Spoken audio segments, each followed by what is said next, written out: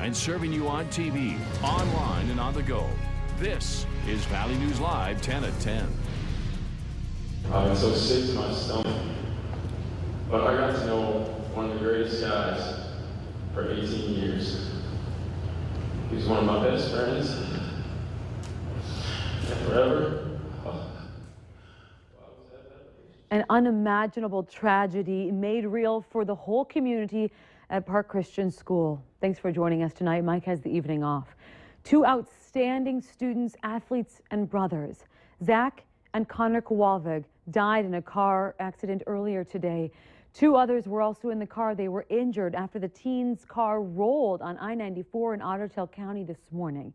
It happened near Dalton, Minnesota. That's just south of Fergus Falls. The young men were heading to Wisconsin to play in a basketball tournament when the crash happened. Sources say Zach was driving the Dodge pickup when he hit the shoulder of I-94, overcorrected, and rolled in the median.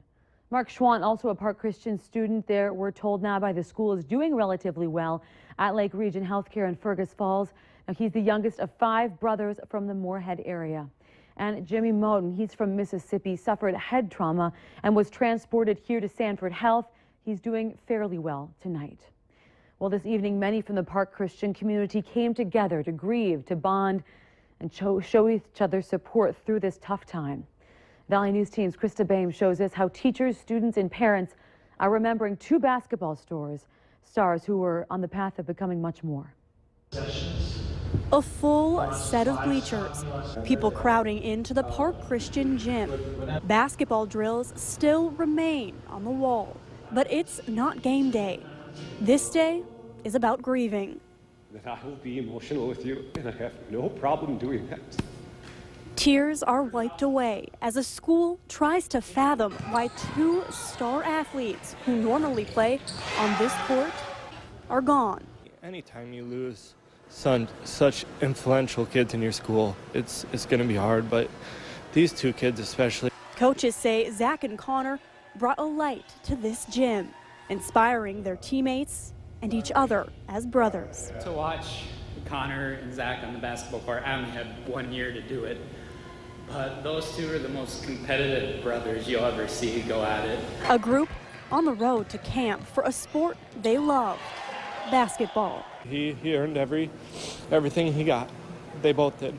But both Zach and Connor's dedication and drive went far beyond the court. Zach reaching other students any way he could. He helped me in some classes. He was 3 years younger than me, helping me in class. But he was my closest friend. That's what we did. Still trying to process 2 lives taken so young. They stand and sing. And share, maybe even laugh. Connor loved choir, not. And remember how Zach and Connor changed each and every one of their lives. I love those 2 boys, and I can't wait to see them in heaven someday. So, like Connor's words, he'll see you all later. Krista Baim, Valley News Live.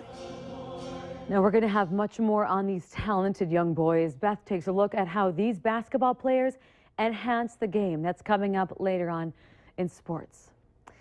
Now into a Valley News Live exclusive. A 24-year-old man has been arrested in connection with the shooting of a 22-month-old girl in Felton, Minnesota last Friday. Clay County authorities arrested Fernando Roca for felony reckless endangerment. Last Friday, the Minnesota Bureau of Criminal Apprehension and the Clay County Sheriff's Office responded to a call of a child being shot. Right now, there's still no word on the condition of the child or who else may have been involved in this. This case is still under investigation. Some very tense moments in South Fargo earlier this evening eventually led to nothing. Fargo police were called to Catalyst Motors. It's just off of University Drive South. It was for a report of people with guns at the business. Dozens of officers, as you can see here, in full tactical gear responded, blocking off part of University while they investigated. The owner and an employee were ordered to put their hands up and get on the ground before being taken into police custody.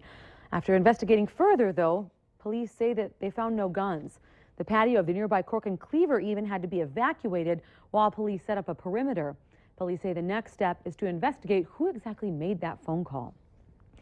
A woman in Moorhead hospitalized after shooting herself in a garage is expected to survive her injuries.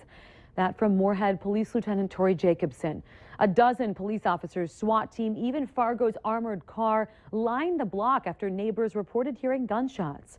A woman inside her garage was talking with the SWAT negotiation team, and police say that she shot herself with a high-powered weapon and was unable to open the garage door. Upon arrival, they did notice what appeared to be at least one bullet hole in the garage, ultimately determined that someone was inside that garage, or believed them to be. Now, many people in the surrounding neighborhood had to be evacuated as a precaution, but they were able to go back home soon after the woman was taken to the hospital. A man accused of violently murdering 45-year-old Clarence Flowers yesterday and a 25-year-old man this morning finally turned himself in today. Ashley Hunter turned himself in earlier this morning. Hunter has an extensive criminal record, including assault and theft. Family and friends have confirmed with Valley News Live that Clarence Flowers did know Ashley Hunter, and they had a dispute a few weeks ago. Just earlier this morning, though, the fire department showed up to another house after reports of smoke. That's where they found the 24-year-old dead man. At this point, it's still not clear if Hunter knew the 25-year-old. Fargo police are planning to hold a press conference tomorrow at 10 in the morning to explain much more about these investigations. Well, another month of waiting for Mackenzie Jackson. She's the 19-year-old hoping to get full custody of her two siblings today in court. Now, her fight for custody began after both of their parents died. But Jackson was told that she has to wait until August 4th while they wait for fingerprints to be processed. A Moorhead man is accused of having sex with a 15-year-old girl to settle a debt in a drug deal. 22-year-old Tyler Fogel has been charged with felony criminal sexual conduct. Court documents say Fogel told police he was contacted by a friend of the victim who wanted to buy marijuana but didn't have any money. The complaint says that an arrangement was made for Fogel to provide marijuana in exchange for sex with the girl at his Moorhead home. If convicted, he faces 15 years in prison. Well, the Education Standards and Practices Board is considering the status of Aaron Knodl's employment. He's a suspended West Fargo teacher accused of having a sexual relationship with a student back in 2009. Now, he was acquitted on 3 of the charges, and then 2 were later dismissed. The ESPB will discuss the matter at their August 3rd meeting. Well, don't forget to like Valley News Live on Facebook. You'll get all these stories and many, many more, and get the latest news, weather, and breaking news updates anytime on your feed. All you have to do is search Valley News Live, like our page, and then you'll stay informed throughout the entire day. Valley